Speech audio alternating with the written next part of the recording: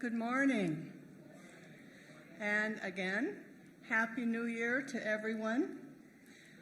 We've heard for many years now about the dawning of the age of Aquarius. And I read just yesterday in a little astrological flyer that I get that the age of Aquarius will officially astrologically begin on January 20th. So we're there. And it's kind of exciting because that's supposed to bring many new kinds of things, new ideas, expansions of ideas. And for the Theosophical Society, to me, it speaks to what Tim was talking about yesterday with the expansion of what is Theosophy and how do we get it out there to everybody. Okay. It is my honor, pleasure to introduce to you this morning Mrs. Dr. Deepa Padhi. She is the International Vice President of the Theosophical Society. Dr. Deepa Padhi is a retired professor of philosophy from Bhubaneswar, Odisha, who has written a book on the ethical philosophy of the Bhagavad Gita. She has edited and published a compilation of articles on women's issues, Yes, She Can, in 2020, in 2020 was published her edited book of Corona Pandemic, The Challenge and Lessons. She also writes articles on social, philosophical, theosophical, and spiritual issues for magazines and journals. Dr. Padhi joined the Theosophical Society in 1994 and is presently the secretary of the Debapi Lodge, Bhubaneswar. She joined the Theosophical Order of Service in 2006 and became the secretary of the Mahabharat Group, Odisha region. Its president in 2010, and in 2016, she became the president, TOS Odisha. In 2017, she was elected as vice president of the International Theosophical Society. In 2013, she was invited to speak on transformational practices at the Summer National Convention of the TS in America. While there, she also attended the International Conference of the TOS. In 2016, she organized a conference on theosophical education that involved teachers and administrators from theosophical schools across India. The meeting took place in Bhubaneswar and was facilitated by Vincente Hao Chin, Jr., director of the Golden Link Theosophical College in the Philippines.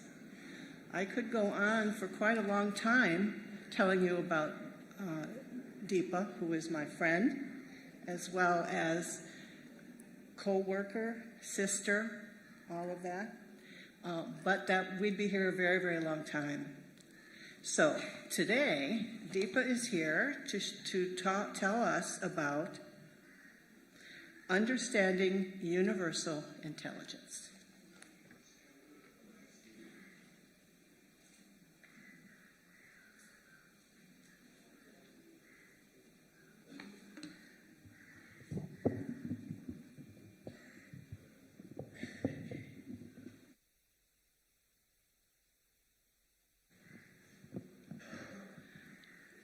Namaste.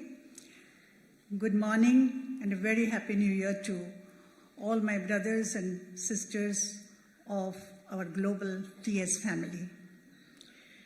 Well, I'm going to share some of my ideas, thoughts on the topic, understanding universal intelligence. Well, have you ever watched a bird, a sparrow, or any bird making its nest?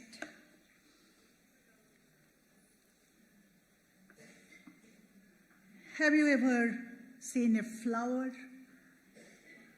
changing its color twice a day? Have you ever heard of a cow caressing a tiger cub? Have you ever been enamored by the colorful rainbows in the sky that looks like a designer's masterpiece? All this mean that there is an intelligent principle working behind the universe and that it exists for a reason, for a particular reason. The creation is not mechanical or coincidental, it is teleological.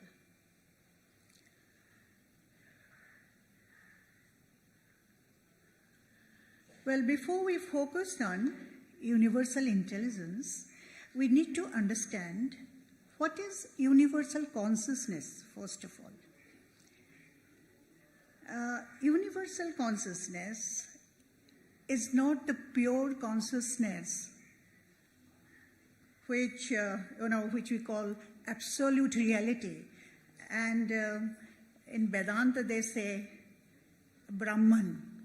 Actually, when we say Brahman, it means the absolute reality, the pure consciousness. And the Vedantic, it is when it is manifested, when this absolute consciousness is manifested, it is called universal consciousness.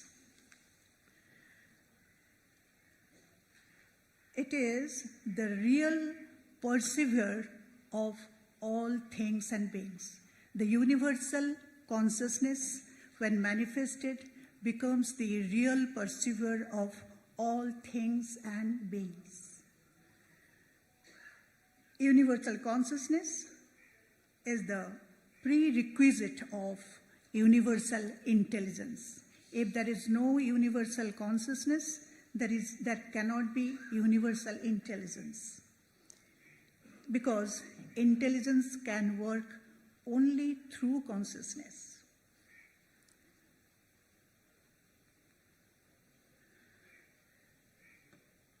Universal intelligence is sometimes confused with human limited intelligence also. If we go back to history, we find Aristotle had defined intelligence as a means of, for achieving and executing power. In 17th century, René Descartes, a French philosopher, perceived it in a different way. He would say only human beings possess the consciousness to reason on their own selves and the world around, as only humans have this property of consciousness, which plants and other animals do not have. That is self-consciousness. His famous statement, we are all aware of, is cogito ergo sum, which means I think, therefore I am. My existence is dependent on my thinking. Man is a thinking being, therefore he is superior to all other creatures. That was the view of René Descartes. In 18th century, Immanuel Kant had made a statement that, and I'm quoting, some people are rulers and some people are slaves. Intelligence is the difference between them.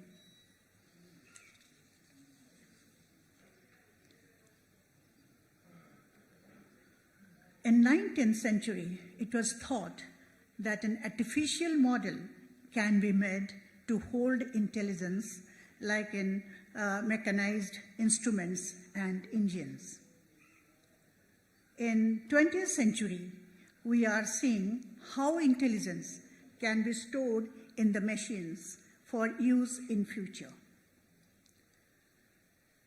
In 21st century, we have found artificial intelligence, the models of which we find in cars without drivers, the Google cars, these days, machines doing all sorts of work of human beings in every sphere of human actions.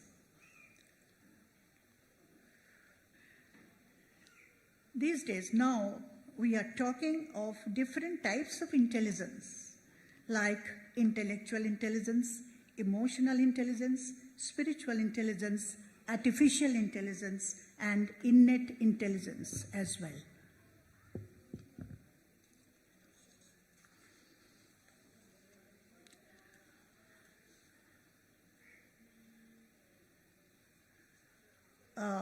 Intellectual intelligence is used in measuring analytical skills and cognitive abilities and many other scientific analyses. Emotional intelligence is said to be expressed through our ability to manage and also understand our emotions and that of others as well.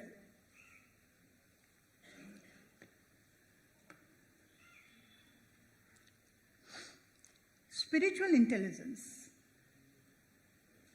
is a much higher dimension of intelligence beyond our ego, beyond I-ness, in the form of various virtues like love, wisdom, compassion, empathy, happiness, and peace. Through spiritual intelligence, one realizes the true meaning and purpose of life. In fact, the aim of spiritual intelligence is to strengthen interpersonal relationship and to bring about transformation of the individual from the fragmentation to integration, from the diversity to unity. Artificial intelligence. But I find a contradiction in it. How can intelligence be artificial? Isn't it odd? Doesn't it sound a little bit odd? The recent invention of Google cars or the cars without driver is much talked about subject. Actually, when I was in California in July, I had an opportunity to sit in that car. But I just didn't avail that opportunity because I felt very unsafe. When human being drives a car, he has the conscious feelings, but the car without a driver doesn't have consciousness of its own. So it is run by the human intelligence, and human intelligence is liable to subject to error, as human minds are. So I felt a little diffident about that. In Bhagavad Gita, it is said, intelligence is said to be mind's instructor, but not its instrument. I'm repeating, in Bhagavad Gita, it is said, intelligence is said to be mind's instructor, but not its instrument. Artificial intelligence can be considered as an instrument of human intellect, but not intelligence.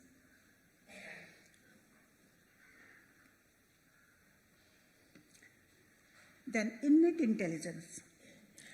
Innate intelligence is understood as the inherent power of matter, which is a piece of universal intelligence.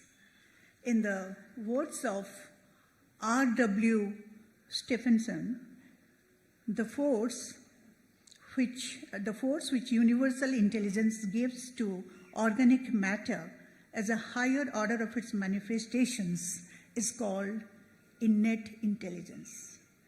I'm repeating, the force which universal intelligence gives to organic matter as a higher order of its manifestations is called innate intelligence. So all these types of intelligence, including human intelligence, are nothing but different manifestations of universal intelligence.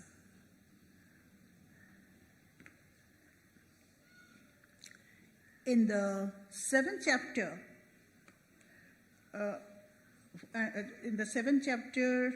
4th and 5th verses of Gita, it is said, O mighty armed Arjuna, there is a superior energy of mind which comprises all the living entities who are interacting with the material nature and are sustaining the universe. This means universal intelligence is in all matter and constantly gives to it all its qualities and actions. In short, whatever is existent possesses universal intelligence.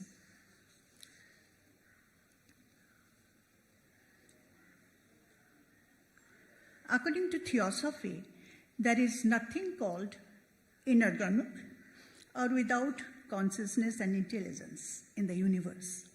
One finds in the universal prayer, O hidden life, vibrant in every atom, O hidden light, shining in every creature. Here, life is consciousness, which is possessed by every atom, and light is referred to as intelligence, which is possessed by every creature. But now scientists have demonstrated that plants can also perceive the world in their own way. I'm quoting a scientist. A plant may not have eyes, but it perceives light through photoreceptor proteins that cover its entire body and that are nearly identical to the ones inside our own retinas. It is as if the plant had tiny eyes all over its body. A plant knows if you are standing next to it and in which color dress you are wearing, red or green or white. Even a blade of grass sees the world around it, makes a decision, and acts accordingly. Because of this reason, some philosophers have granted personhood to plants. Recent scientific research has just proved that small invertebrates like bees can think and handle abstract concepts. Many other species have certain system of communication, some of which are comparable with human language. Therefore, intelligence is not restricted only to human beings and animals. Universal intelligence exists in every organic as well as in inorganic matter. But the degree of intelligence varies from one form to another form of existence. As Arthur Young says, consciousness lives in minerals, wakes up in plants, walks in animals, and thinks in human beings. It is true of the universal intelligence also. Therefore, it is not that the intelligence is possessed only by human beings because they are supposed to be the highest creation having self-consciousness. Because again, intelligence is not possessed equally by all human beings. It is said, again in Bhagavad Gita, that though all-pervading power of our intelligence is manifested in multifarious things, it is found to be more powerful in some than others, be it living or non-living. Lord Krishna, the symbol of universal consciousness and intelligence, is said to be Bhrigu among all rishis, among immovable things, the Himalaya, among warriors, Sri Ram, and among rivers, Ganges, and the list goes on, of course. Human intelligence is but one manifestation of universal intelligence. The more we become aware of universal intelligence and get connected to it, more wisdom will be unfolded for working in this world. Examples can be found in case of the scientists who come out with new inventions and discoveries.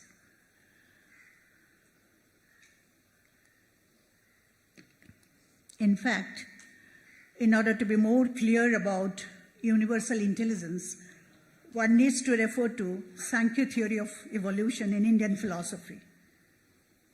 This theory of evolution is the basis of other theories of evolution. This is the base. This is supposed to be the base.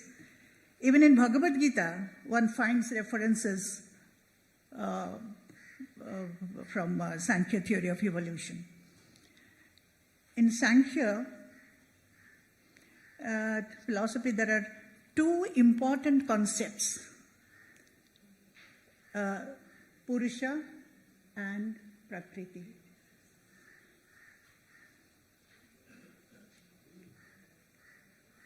Purusha, that is the pure consciousness, Prakriti, the primordial material principle.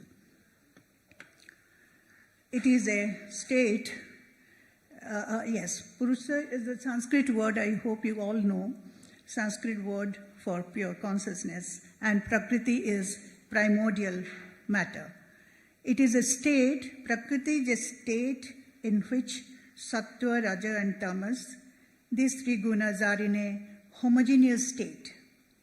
When the state of homogeneity gets disturbed by the presence of Purusha, or pure consciousness, evolution takes place.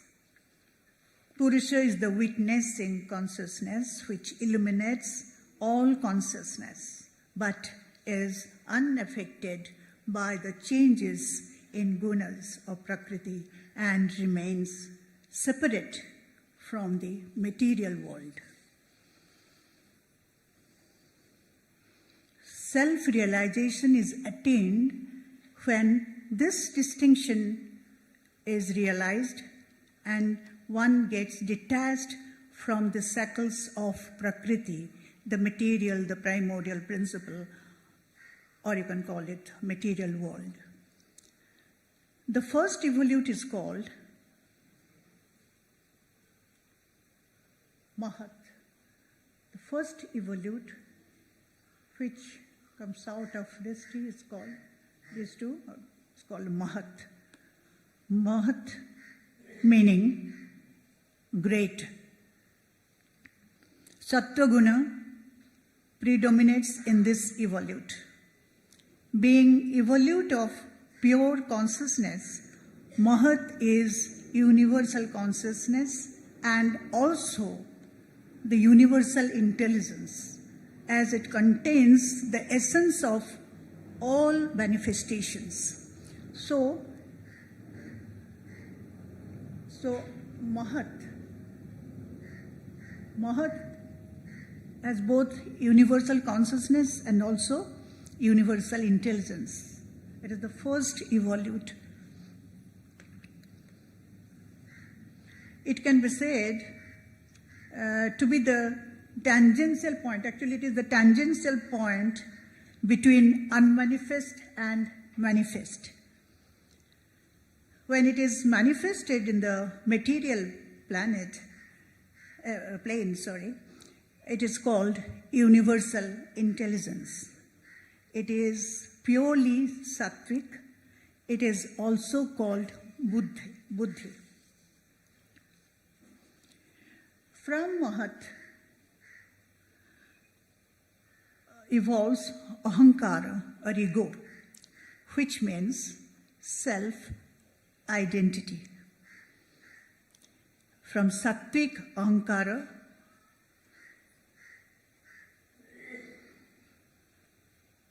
this ahankara, from sattvic ahankara,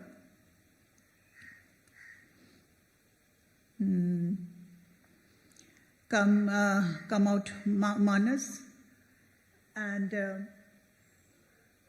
manas,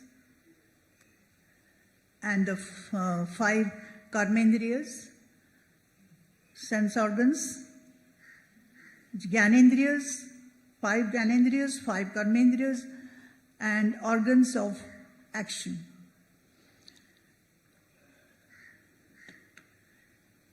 Then tamas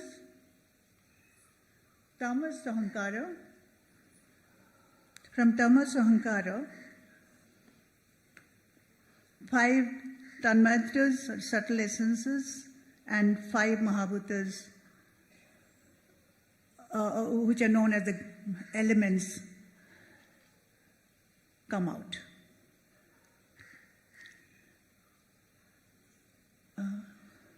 In all these evolutes, one finds the trace of universal intelligence, though in different degrees.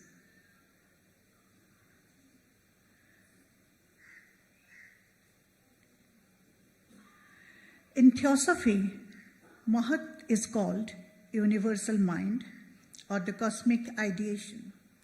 It is the universal intelligence which is not eternal, because it is limited by the duration, by manvantara, whereas universal consciousness is eternal. Universal consciousness is eternal, but universal intelligence is not eternal. The Mahat is used in various theosophical contexts. It refers to cosmic principle of intelligence, the third logos, the universal mind, which transforms disharmony into harmony, chaos into order, and through it, the material world.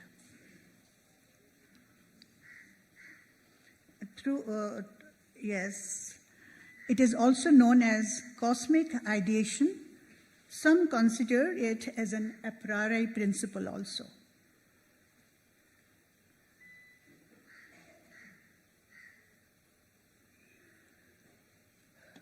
In Secret Doctrine, Madame Blavatsky had expressed the idea, and I quote, "Cosmic mind is Mahat, divine ideation in active creative operation. Cosmic ideation is equated with Mahabuddhi and Mahat. It is also the third manifested logos."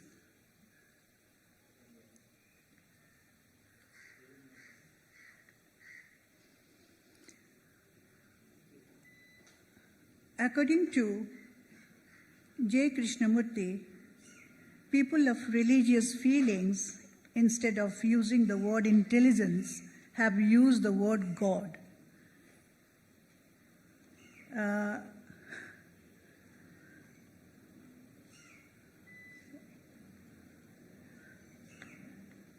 Even David Bohm, the quantum physicist, was of the opinion that God is perhaps a metaphor for intelligence.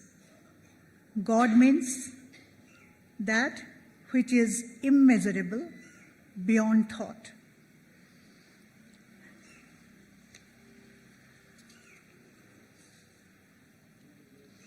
I'm quoting from the dialogue with J. Krishnamurti and Bohm. The desire for this intelligence through time has created this image of God, Jesus, Krishna, or whatever it is, by having faith in that which is still the movement of thought, one hopes that there will be harmony in one's life. Even Aitareya Upanishad maintains that everything in the universe is guided by this universal intelligence, supported by this intelligence, and established in this intelligence also. But universal intelligence, or God, is not the ultimate or absolute truth. Absolute truth is, that is, the pure consciousness is unmanifested. Pure consciousness, we have already discussed about that it is not manifested consciousness, it is not universal consciousness, it is pure unmanifested consciousness.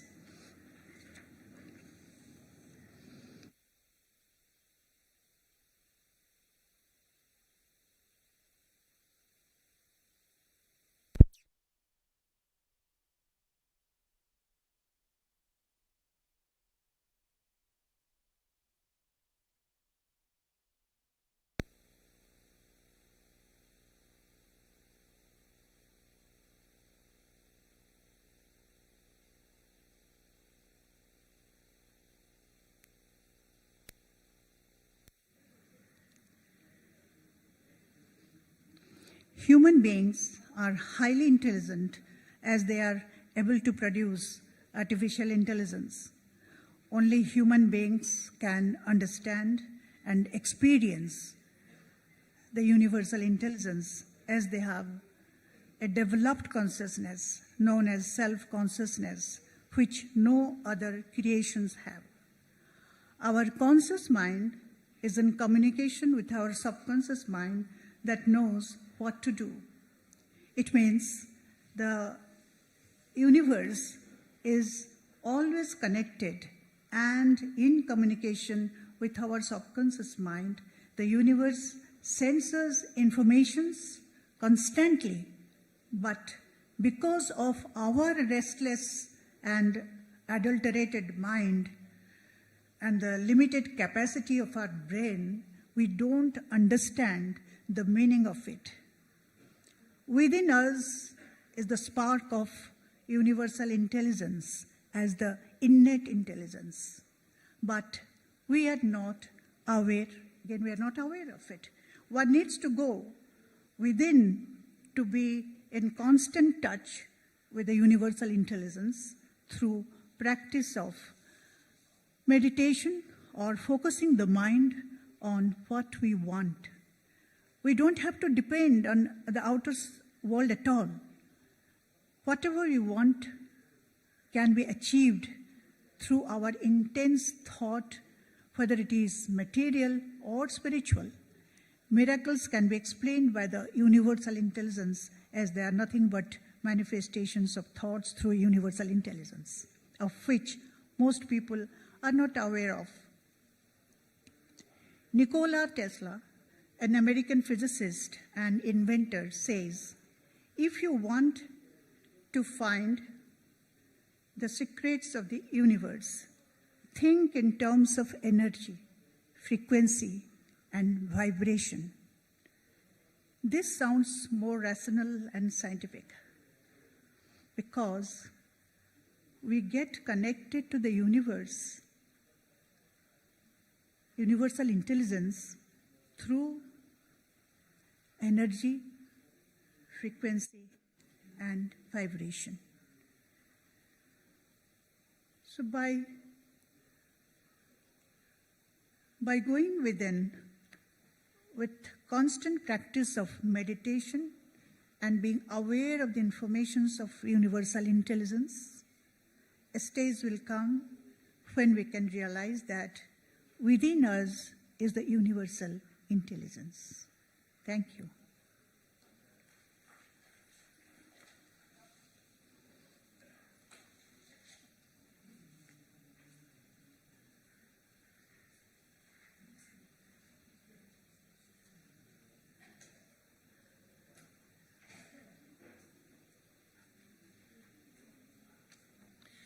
Thank you, Deepa. Very interesting and erudite talk. Okay, our next speaker is Stephen McDonald. Mr. McDonald is the national president of the TS in Australia. He has been an active member of the Theosophical Society since 1976. He is past president of Blavatsky Lodge, Sydney, and is currently the national president of the TS in Australia. He has had an enduring interest in the work of J. Krishnamurti and theosophical classics such as The Voice of the Silence and Light on the Path. For many years, Stephen ran a private clinic as a homeopath and later became a lecturer at the person that he treated. Dr. Banerjee was trained, as I said, in pure science, and he understood biology and he understood life in that very holistic way. He was a keen observer, and one of his observations was that the earliest living creatures, such as the amoeba and protozoa, had no brain, and yet they possessed some sort of intelligence to coordinate the functions necessary to sustain life. Unicellular organisms are thought to be the oldest form of life on Earth, with early protocells possibly emerging from about 3.8 to 4 billion years ago.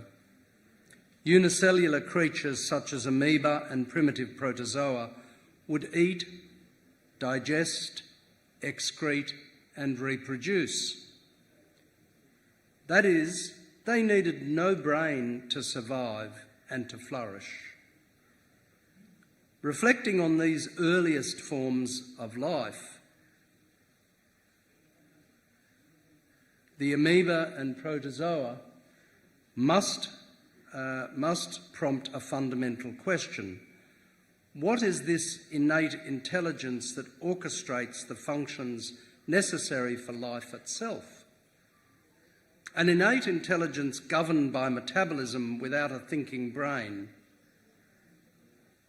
So I propose that the term we use for the thoughts and reactions generated by the brain would better be described as intellect rather than intelligence, and I think Dr. Deepapati alluded to this as well.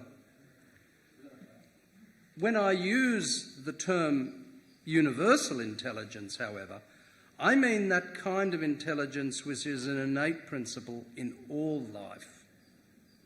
In fact, it may be viewed as an occult law that permeates all creation, just like the law of karma or the law of eternal cycles. To provide some context, I'd like to give you a quick summary of some of the main ideas revealed in theosophical teachings about this term universal intelligence. H.P. Blavatsky elucidates the idea of universal intelligence in her magnum opus, The Secret Doctrine, which we're all familiar with, of course. In fact, the concept of universal intelligence is woven throughout the Secret Doctrine. This intelligence is the primordial, eternal principle that pervades the whole cosmos.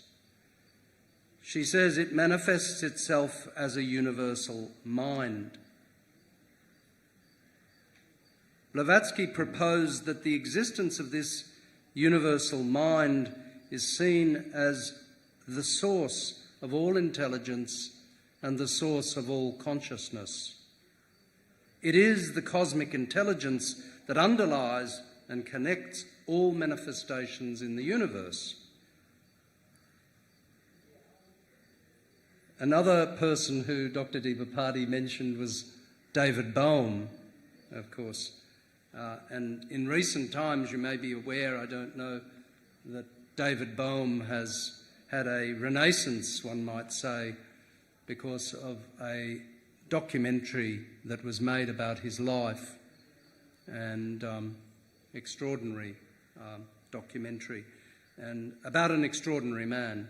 Those of you who don't know him, he was a theoretical physicist, and he attempted to describe this fact of cosmic intelligence underlying and connecting everything in the universe when he postulated an implicate order, which is a field that underpins the whole of reality.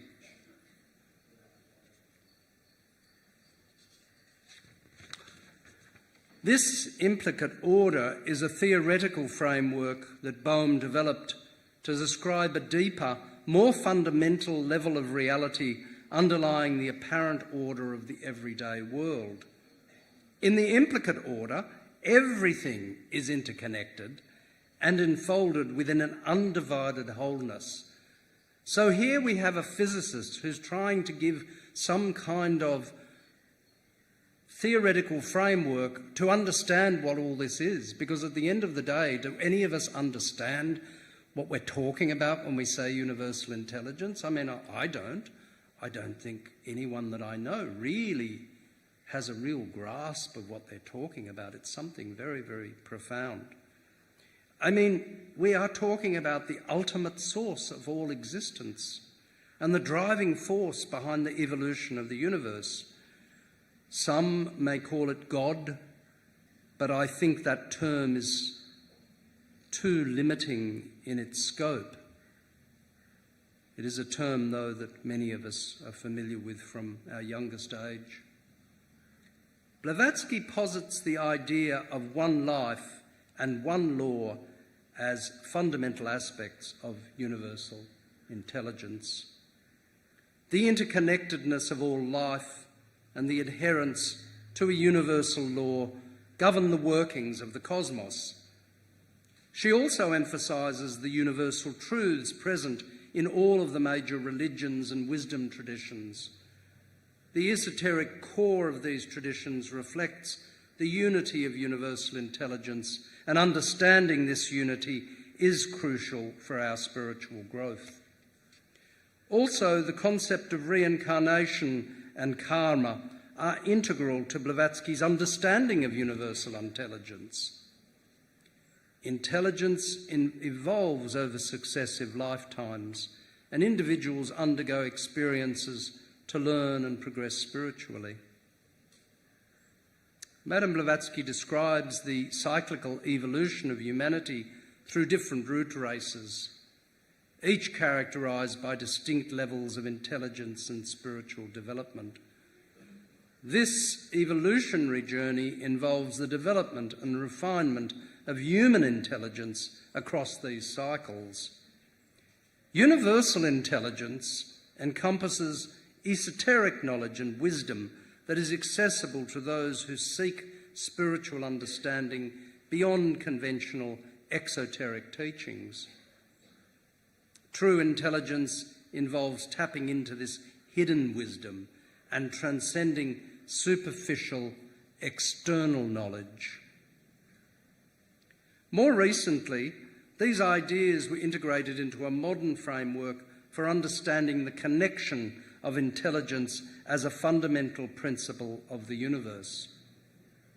In his book, Intelligence Came First, E. Lester Smith gave a survey of the primacy of intelligence. Ernest Lester Smith was an eminent scientist, a Fellow of the Royal Society, and a member of the Theosophical Society for, I think, most of his life, or many years of his life. Smith proposes that intelligence is not a product of biological evolution, but an inherent quality of the cosmos itself. He argues for a conscious universe where intelligence is a fundamental property that precedes the emergence of living organisms,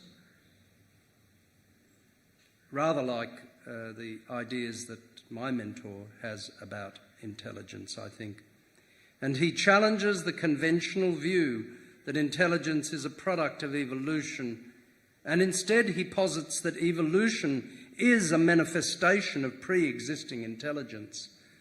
So this is the idea that intelligence came first before everything else did in the universe, and certainly before all life did. Smith discusses how life and consciousness emerge as expressions of the underlying cosmic intelligence rather than accidental outcomes of evolutionary processes. This is not to be confused with, what is it called? Intelligent design or whatever, in a way, that a lot of the fundamentalists tend to kind of talk about, which is not at all supported by any scientific reality. You know, the idea that the Earth was about 7,000 years old and everything that we see in scientific literature is really just a creation, a fantasy, not to be confused with that idea. Smith emphasises the interconnectedness of all things in the universe, suggesting that intelligence forms the basis for the unity and coherence observed in the cosmos. In a similar way to Blavatsky, Smith posits the idea that there is a cosmic blueprint or order governed by intelligence that shapes the unfolding of the universe. Some traditions view cosmic design as an interconnected web of existence where every element is intricately linked and contributes to the overall harmony of the cosmos. This perspective often emphasises the interdependence of all things and the idea that everything has a place and purpose within the larger design. I would now like to return to a further discussion about the ideas of the action of intelligence in simple forms of life. So I just put that in perspective, that what we're talking about when we talk about universal intelligence, we're not talking about the idea of intelligence as it's often commonly thought to be. It was interesting because when we were at the General Council meeting and we decided or approved of the theme for this convention as universal intelligence, there was a bit of, misunderstanding, I think, about what intelligence was being talked about. And when they understood, okay, you're talking about, yes, universal intelligence, we're talking about something much deeper and much more profound than we are when we talk about human intellect.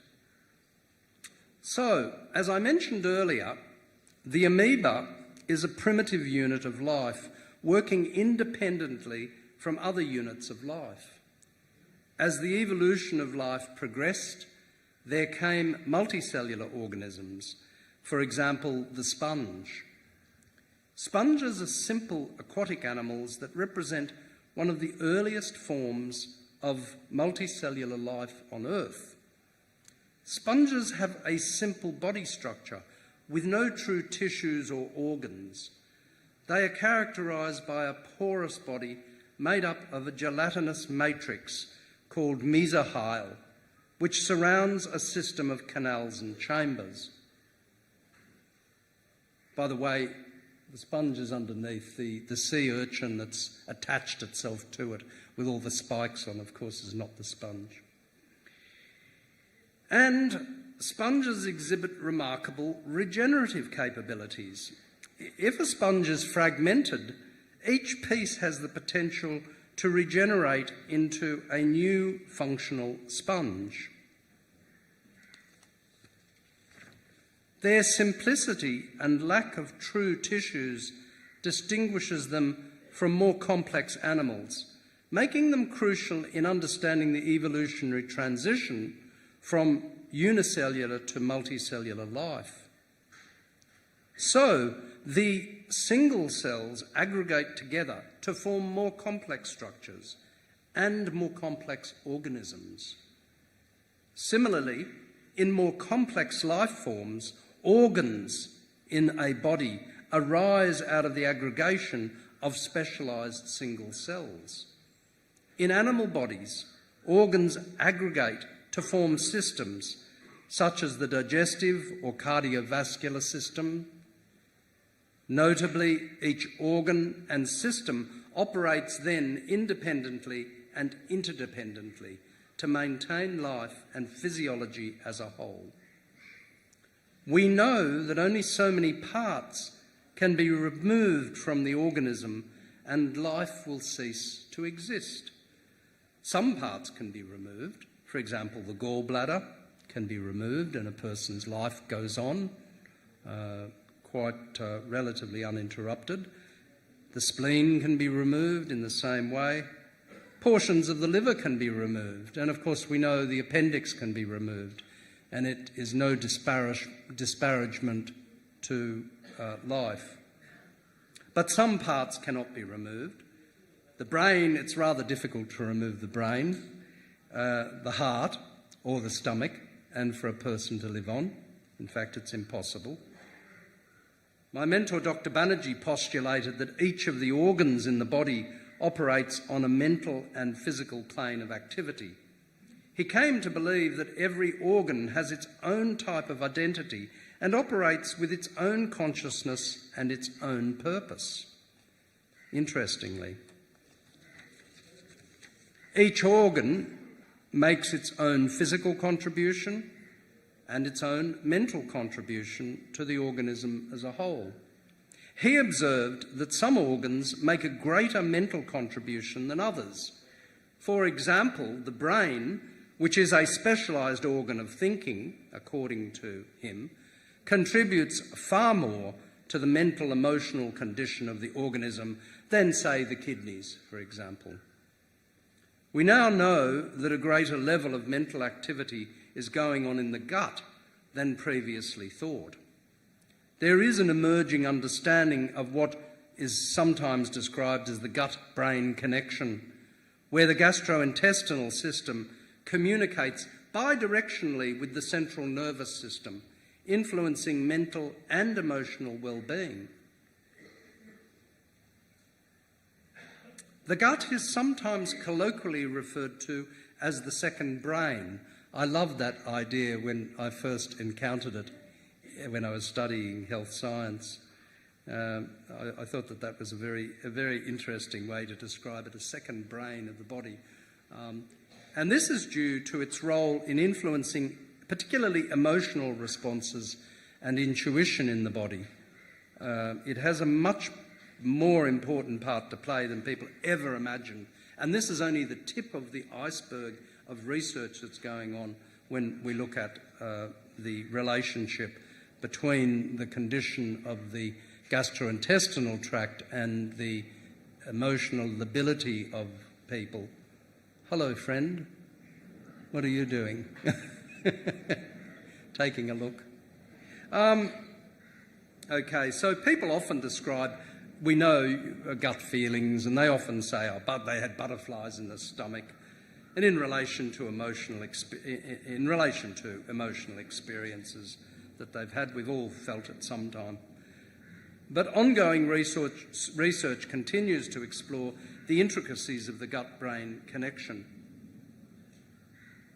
The field holds promise for novel therapeutic approaches to mental health problems, to issues related to overall well-being of the person as well. And there is ongoing research into the nexus between the brain and the heart. It seems that thinking is not a one-way activity, but that the heart contributes far more to the emotional well-being of a person than we previously imagined. The idea that heart transplant recipients might take on characteristic of their donors is still regarded by the mainstream medical community to be lacking in enough evidence to make any conclusions. But the concept is often called cellular memory or organ memory, and what it suggests is that the organ recipient may inherit some traits, even memories or characteristics from the organ donor. The scientific consensus is that memories and traits are primarily associated with the brain and the nervous system, not with individual cells or organs. Scientific investigations have not provided conclusive evidence to support the existence of cellular memory in the context of organ transplantation. However, it's important to note that the majority of research in the field of transplantation has focused on medical outcomes, organ compatibility, rejection mechanisms, and improving patient well-being, rather than on the transfer of memories or any traits of the person. Naturally, that would be the case. But there have been case examples of characteristics of very specific skills being developed, such as sporting prowess by a recipient who previously had no ability in the field. So there's some quite interesting things that have been observed and need to be investigated, and I'm not claiming that these things actually have the kind of evidence behind them that would convince the conventional scientific community. But it's certainly an area that needs more research. And in fact, this whole thing, which is now very well demonstrated about the brain-gut connection, if you went back about 15 years, you would have been told by anyone in the medical community, it's nonsense. There's no good evidence. There's now very good evidence, in fact, about that connection. So we may see things change, of course, in the future. I mean, designing robust studies to build a body of evidence to support the concept of cellular memory is going to be difficult for a variety of reasons that I won't go into, and funding for such research is quite limited, really. Nevertheless, this field is being studied by some within the medical profession who have had extensive experience with transplant recipients. The important point is that from the view of occult science, intelligence is implicit in every cell and in all of life. It underpins the efficient operation of all the functions to sustain life. Now, to the point of this talk, in a sense, and this is what I will be finishing up with you, the point I'll be finishing up with you on. How do we apply this knowledge in our everyday lives? So what is the point in us understanding this? Understanding the innate intelligence governing all life has profound implications for human health and well-being. For other animals as well as humans, but as humans it's always our concern, isn't it? Understanding the innate intelligence that controls all life has implications in our understanding of disease and what creates health and well-being. The World Health Organization defines health as a state of complete physical, mental and social well-being, and not merely the absence of disease or infirmity. So it's actually a much more broad, it's a holistic viewpoint of human health to look at it from that perspective. This comprehensive definition reflects this holistic understanding of health, and it goes beyond the traditional biomedical model, taking into account various factors that contribute to an individual's overall well-being. I propose to you that an understanding of universal intelligence should guide us toward a holistic perspective on healthcare, for example. This is only one example that I'm giving you. Evidence reveals that health and well-being rely on many economic, social, environmental and other determinants.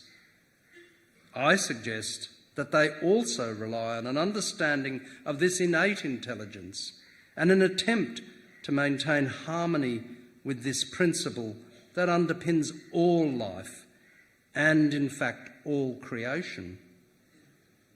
Many spiritual traditions emphasise the interconnectedness of mind and body. We know that. Practices such as meditation or mindfulness, even prayer, which are often associated with spiritual pursuits, have been linked to positive effects on physical health. These practices may reduce stress, improve immune function, and contribute to overall well-being.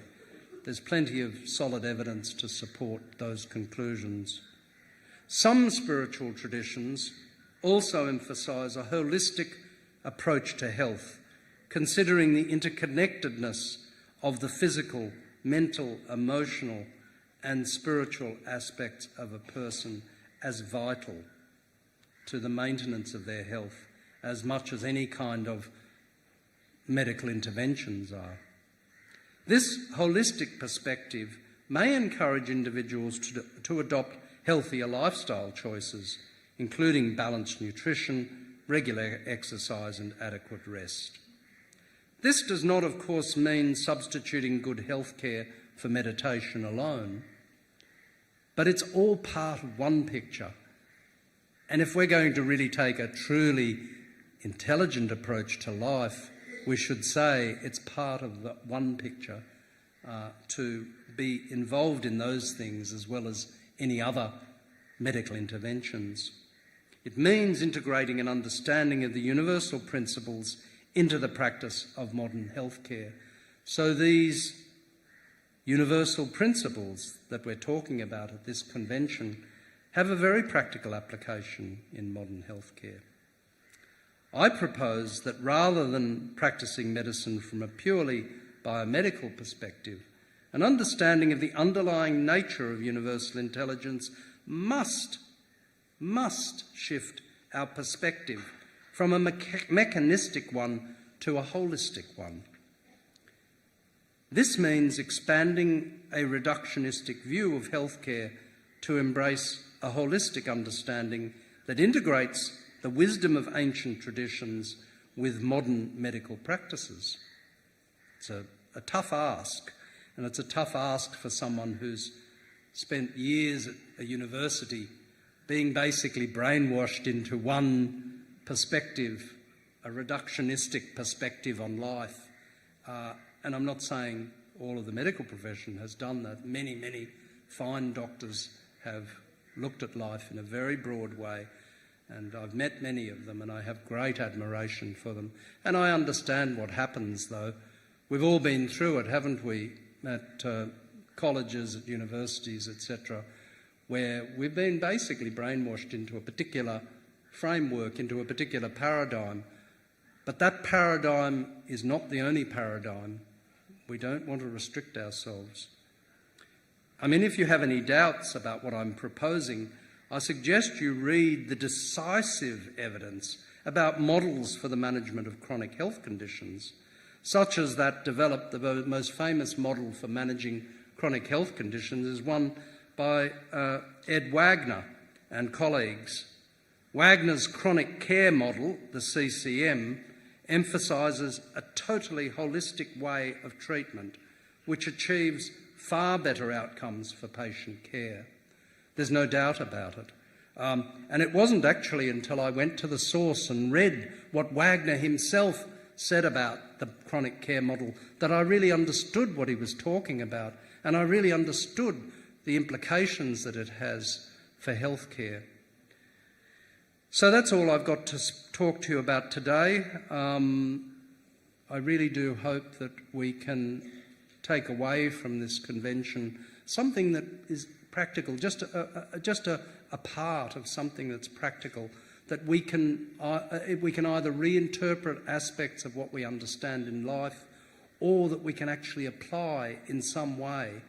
And so I'll leave that with you. Thank you for allowing me to share some of those ideas with you today. How wonderful, it's exactly 30 minutes. Yeah, done my best to keep to the time. Thank you, everybody. Okay.